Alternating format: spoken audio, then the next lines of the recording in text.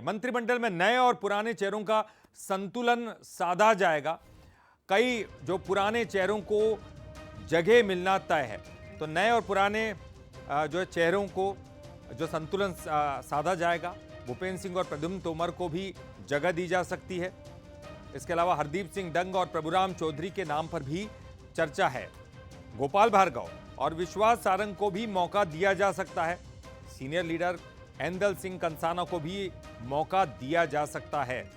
और विधानसभा चुनाव जीते सांसद और दिग्गजों का क्या होगा जी, उनको भी मौका दिया जाएगा। और कैलाश विजयवर्गीय और राकेश सिंह को भी जगह मिलना तय ये माना जा रहा। प्रहलाद पटेल और उदय प्रताप को भी मौका मिलेगा।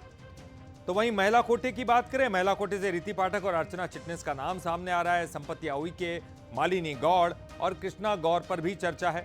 नए चेहरों में अगर बात करें, प्रदीप लारिया और शैलेंद्र जैन का भी नाम सामने। विजयपाल सिंह और अशोक रोहानी को मौका मिल सकता है।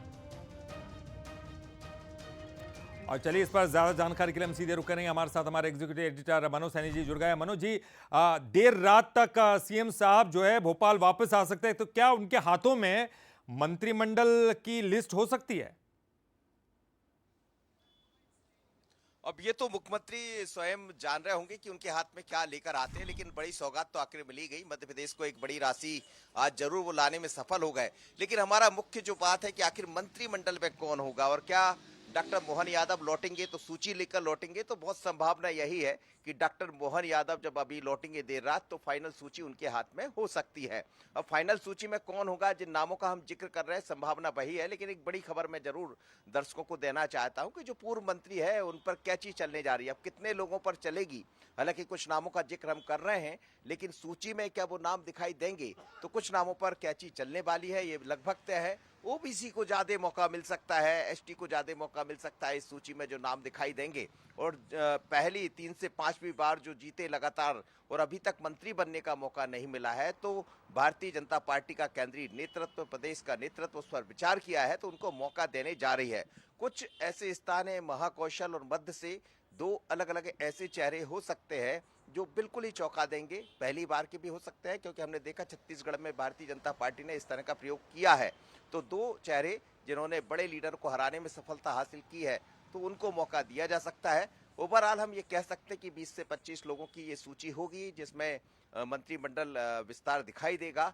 संभावना बहुत ज्यादा 24 तारीख की है, 23 की भी कम है, 23 की शाम को या 24 को। लेकिन यदि 24 को फिर नहीं होता है, तो फिर मानकर चलिए और लंबा इंतजार करना पड़ सकता है।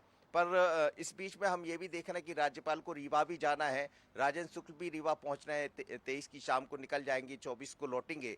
तो क्या 24 की शाम को मंत्रिमंडल का विस्तार होगा, तो मुझे लगता है ये दिखाई दे सकता है। पर 24 तक तो इंतजार कम से कम करना ही पड़ेगा। बहुत ज्यादा संभावना 24 की है या 23 की शाम की। तो ओवरऑल तैयारियां पूरी है, फाइनल हो गया है सब कुछ। पर नाम किसके होंगे तो इंतजार कीजिए, लेकिन सबसे पहले नाम बंसल न्यूज दिखाएगा, ये सच है।